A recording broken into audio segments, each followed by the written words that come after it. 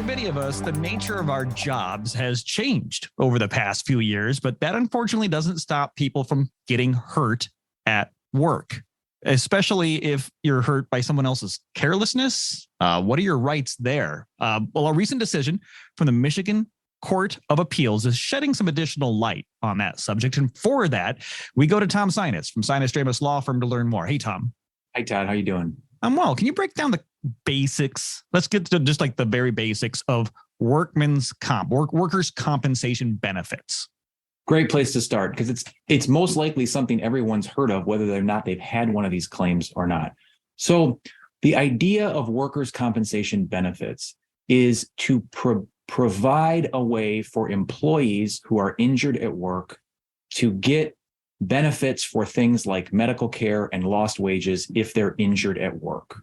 Before we had workers' compensation benefits, we had a long time ago, we had situations where employees could sue their employer if they were injured at work. Workers' compensation is designed to limit employers' exposure to lawsuits from their employees, and in exchange, give employees access to workers' compensation benefits, including most significantly medical benefits and lost wages if they're injured at work. And this paradigm here that has a trade-off, and the trade-off is sometimes what we call an exclusive remedy. That means that if you're an employee in a traditional employee-employer situation, like many people are, you can get only workers' compensation benefits from your employer. Those are the exclusive remedy, meaning that with the exception of some narrow exceptions, the employee cannot sue their employer in what we would call a tort claim or a liability claim. That is, the workers' compensation benefits become the exclusive remedy. And this is how most employer, or worksite injury cases are handled. They're handled through the workers' compensation system, and there is not lawsuits brought by the employee against the employer for workplace injuries. So that's the general idea. But as I just mentioned in the intro, work has changed. I mean, a lot of us are independent contractors. You know, you hear that term tossed out around, or the gig economy, you know, where we're working numerous jobs. How does this affect that? That is an excellent question. And that's where we saw a recent decision from the Court of Appeals and a similar one a couple of years ago, because everything I just said is true, but everything I said depends upon having that traditional employee-employer relationship. Well, your question gets to the question of, what if the person's not an employee? How do we know whether or not the person's an employee? Because that's going to determine whether or not the injured person has this exclusive remedy, or whether or not they may be able to sue for a liability claim. So what has happened at the Court of Appeals is the Court of Appeals has reminded us that we have a specific state statute that tells us who is an employee.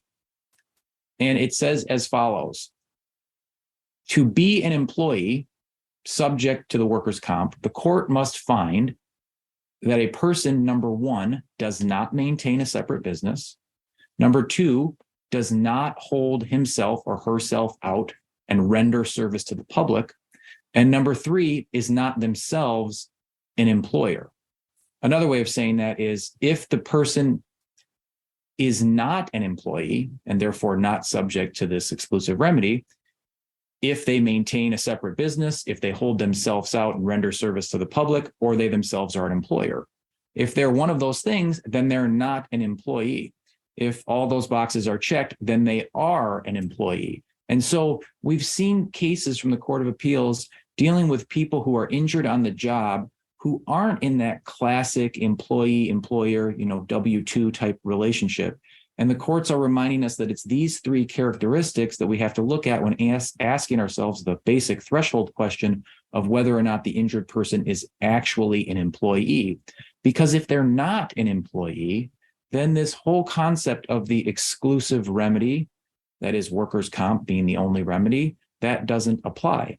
The second point here is that the Court of Appeals has reminded us now, I think a couple of times, that just because the injured person might receive those workers' compensation benefits, like let's just say the gig employee, the independent contractor, gets the benefits because everybody thinks that maybe they're entitled to receive them, just because they receive them doesn't mean that that's the way it should be. In other words, it doesn't mean that the injured person is subject to this exclusive remedy rule. So that's kind of a lot of law all packed in there. But the short version of that is when you have a non-traditional working relationship between the person who was injured and the circumstance that caused their injury, it requires kind of a closer examination to figure out how do these rules all apply.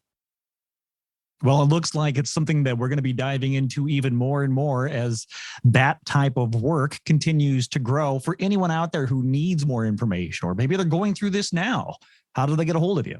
They can find us online at www.sinusdramus.com. They can shoot us an email at info@sinusdramus.com or give us a call in West Michigan at 616-301-3333.